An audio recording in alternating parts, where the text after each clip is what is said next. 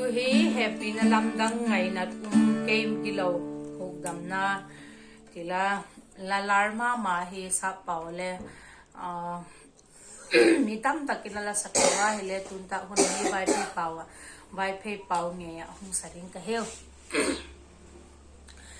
Hepina Lamdang Ngainat